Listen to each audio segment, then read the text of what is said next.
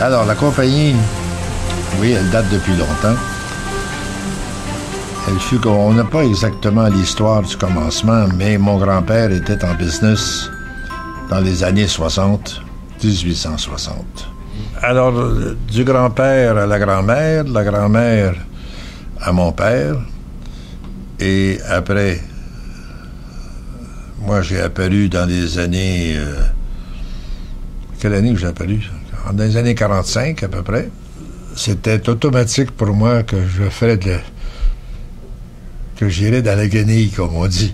Alors, non, c'est arrivé, c'était pour moi naturel. D'ailleurs, on en parlait toujours chez nous. Alors, c'était un peu comme les enfants d'un avocat. Ça, on parle de trop à la maison. Les enfants de médecins, la même chose. Alors, chez nous, un enfant de corsetier, il continue à faire des corsets. Alors, il n'y avait pas grand monde à part le Domaine Corset, nous autres. Il y en avait un autre à Saint-Hyacinthe. Et puis, c'était plutôt limité. Mais dans ce temps-là, il est surprenant de voir la quantité de fabricants de tissus qui existaient au Québec et au Canada.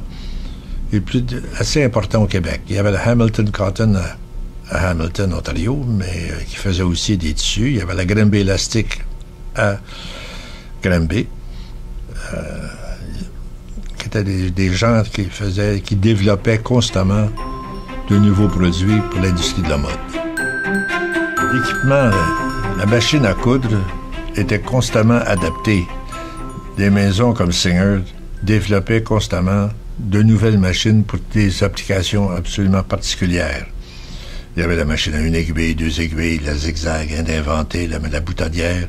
Et toutes ces machines-là ont servi à avancer la mode, si on veut, en permettant de faire certaines coutures qui s'adaptent bien à certains tissus aussi. Alors, pour la corsetterie et pour la facilité de la mode, les machines suivaient constamment ou nous permettaient de faire une nouvelle couture, permettent d'avoir plus d'élongation dans la couture. Avant ça, les gaines étaient rigides et elles deviennent de plus en plus élastiques. Le bas circulaire a tué le bas avec couture. Le jean a tué le bas long. Le bas long, même circulaire, est disparu, influencé par la femme portait un bas court en dessous de son jean. Donc, la gaine avec des jarretières est disparue. Alors, le corset comme tel est disparu. Le corset ne peut pas être porté. Voyons. Le penté peut être porté sous le jean, mais pas le corset qui fait une découpe droite en bas. C'était la fin du corset. Alors, il y a toujours ces époques-là qui ont lieu dans la mode, où une mode remplace complètement une autre. Là. Les step-ins étaient des vêtements tubulaires qu'on pouvait entrer dedans sans l'attacher, sans avoir d'agrafage ou de...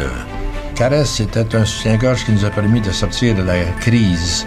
Le vêtement acrobate, qui était un vêtement circulaire, gaine, une grandeur fait à tout le monde. L'année 59, le soutien-gorge Love Latch, ou accroche-cœur en français, première brassière attachée à l'avant.